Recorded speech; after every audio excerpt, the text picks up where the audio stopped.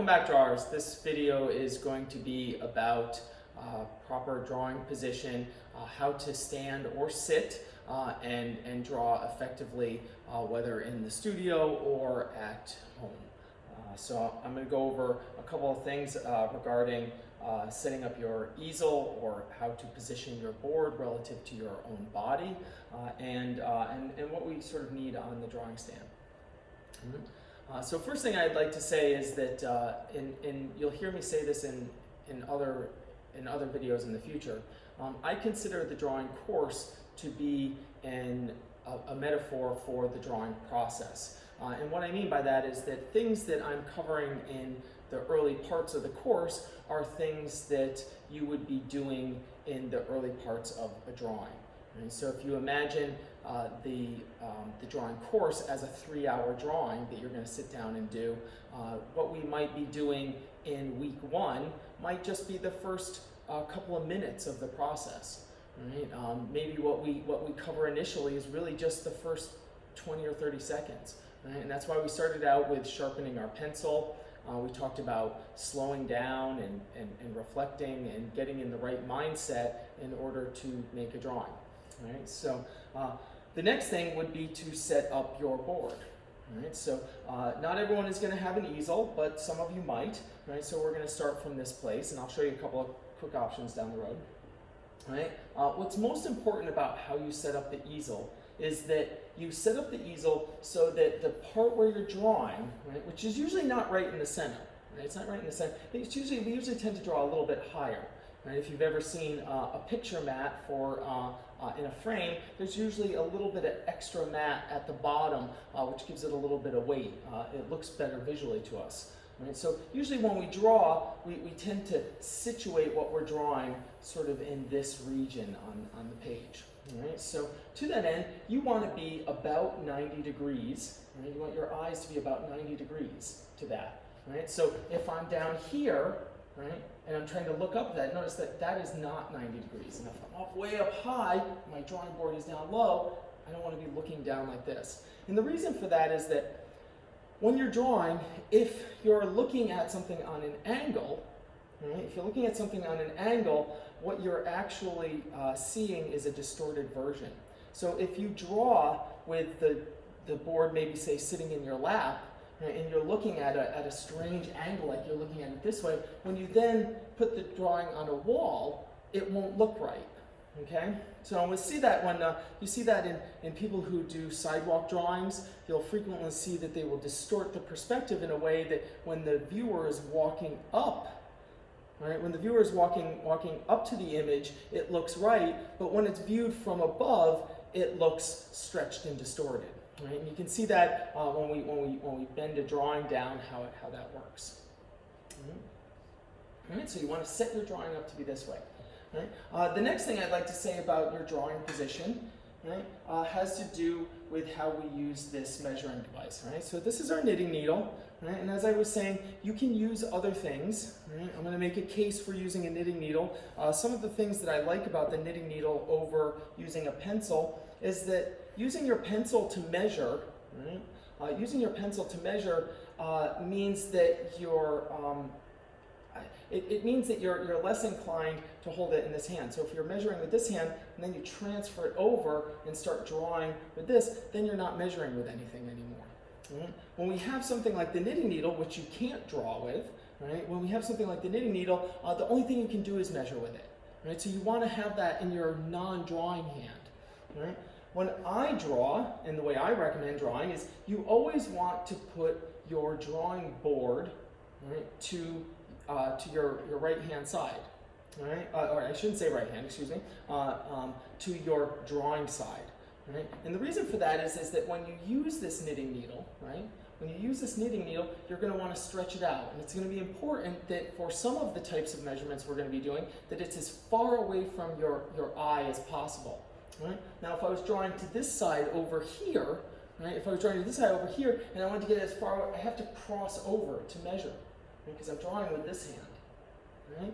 And then I have to cross over. So I want to hold this as far away, and the only way I can do that is to put my drawing side towards whatever it is that I'm looking at. Right? So if I have a still life over here that I'm looking at, I can then measure, right, and do various things, or take various types of measurements and be able to transfer them over to my drawing. All right, so that's how we're gonna do that. So you want to have your drawing board so that your eyes are about 90 degrees to the place where you're going to be drawing, right? And you want to have your non-drawing shoulder facing towards whatever it is that we're observing, that we're looking at. Okay. All right. That kind of covers sort of getting set up with the drawing board here. Right? A couple different options that we might have, right? If you have an easel but you want to sit for whatever reasons, it's always going to be preferable to stand and draw, right? But it's not realistic in a lot of scenarios that you stand all the time. So people sit. Right? If you are going to sit, you're going to want to drop your easel down lower, right, and sit in a seat and still make sure that your eyes are 90 degrees to the drawing. Another option, if you don't have an easel at all, right, if you don't have an easel at all, maybe you have a bench that you can sit on, such as this drawing horse. Right, so if we sit on the drawing horse like this, right, you want to make sure that you're sitting like this, and that you have your drawing board 90 degrees to the picture plane like this, not like this.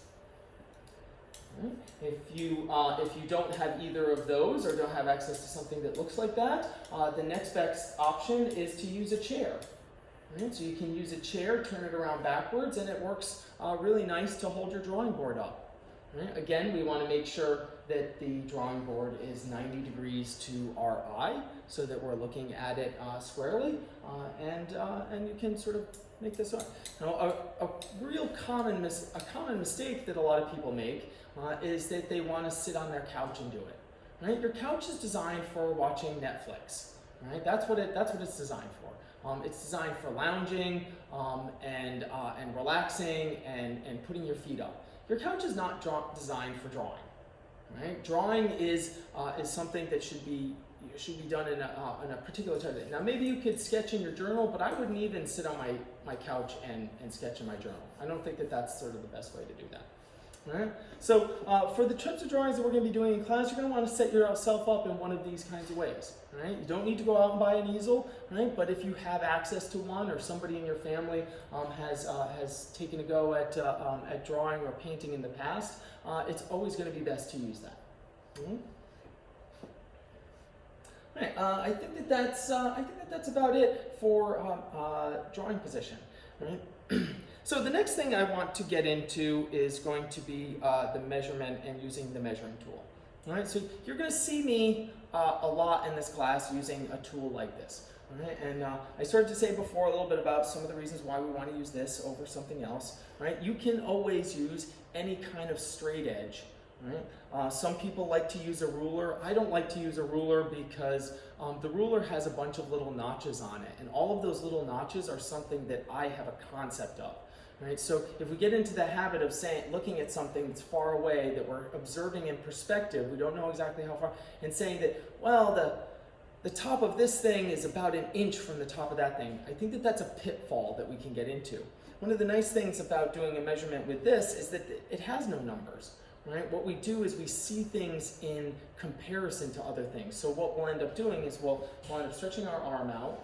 Right? Right? The way you're going to want to do it is you're going to want to take the top of your knitting needle and put it on one side of whatever you're measuring, right? And bring your thumb down to the other side. So this then becomes a unit from here to here. Right? Right, from here to here.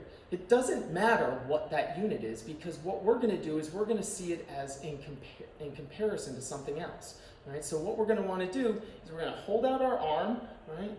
We're going to measure something, for example, here to here, and I'm going to measure something over there, and I'm going to say this, right, is the same. And then when I come to my drawing, what I'm going to do, right, is I'm going to be able to put that on here as a particular thing. Right? So I'm going to show you more on that in the drawing demo, and we'll talk more about that. Right? The second one that we're going to want to do is going to be an angle measurement. Right? To do the angle measurements, right, it doesn't matter how far away it is from you. So when I do my angle measurements, I always like to hold it as close as possible. right? And what I'm doing is I'm looking through the stick, right, and I'm comparing an angle. So I'm saying that when I look out from where I'm seeing, right, that the top of one thing is maybe here, and the top of another thing is over here, and that there's an angle that's here, and I'm looking through that. And then what I'm going to do is I'm going to come over, I'm going to transfer that onto my drawing, right, and I'm going to make a mark. All right, and we'll go over that a little bit more in the drawing demo. All right, so that's what I have to say for sort of setting yourself up, getting set, and taking a first sort of look at the measuring stick.